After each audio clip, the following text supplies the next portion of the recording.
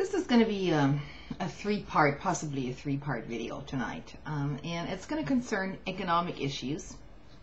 Now, for those of you who are not interested in this kind of stuff, you may as well just skip it because of its length and detail. What I'm going to be doing here is reading some excerpts from an economist by the name of Michael Hudson, and I'll put the link to the entire article down below. Essentially what it concerns is the takeover of the financial oligarchy, basically all over the planet. And although he concentrates on the crisis in Europe for now, it concerns all of us because it's all interconnected. So let's start with his first question. How are the Greek rioters like America's Tea Party movement? That's the question he is asking. And his answer is both reject government being taken over by financial oligarchies and shift the tax burden to labor, or rather onto them. The difference is that the Tea Partiers have lost faith in government altogether. This is just what the financial oligarchy wants, of course. Giving up hope of gaining electoral control to pursue a fair fiscal agenda, the Tea Partiers have abandoned the centuries-long fight to reform and to make governments better by giving them the power to check predatory finance and wealth. Sliding to the right wing of the political spectrum and acting mainly out of frustration, they have succumbed to a utopian desire simply to shrink a government that they see acting adversely to their interests.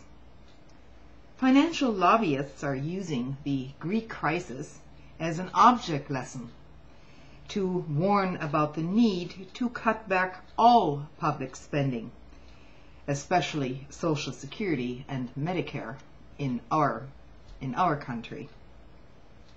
This is the opposite of what the Greek demonstrators are demanding: to reverse the global tax shift off property and finance onto labor, and to give labor's financial claims for retirement pensions priority over the claims by the banks, to get fully paid on hundreds of billions of dollars of recklessly bad loans recently reduced to junk status. And this was caused by the banks. Bank lobbyists know that the financial game is over. They're playing for the short run. The financial sector's aim is to take as much bailout money as they can and run, with large enough annual bonuses to lord it over the rest of society after the clean slate finally comes. Now this is going on in Europe as well as here in the United States. Less public spending on any kind of social programs will leave more bailout money to pay the banks for their exponentially rising bad debts that cannot possibly be repaid. And eventually and inevitably, these loans and bonds will default, and that's what you call bankruptcy. Greek labor is not yet so pessimistic as to give up the fight. What it recognizes is that its American counterparts, the Tea Parties, do not, is that somebody will control the government. If labor and the demos loses its spirit, power will be relinquished to foreign creditors to dictate public policy by default.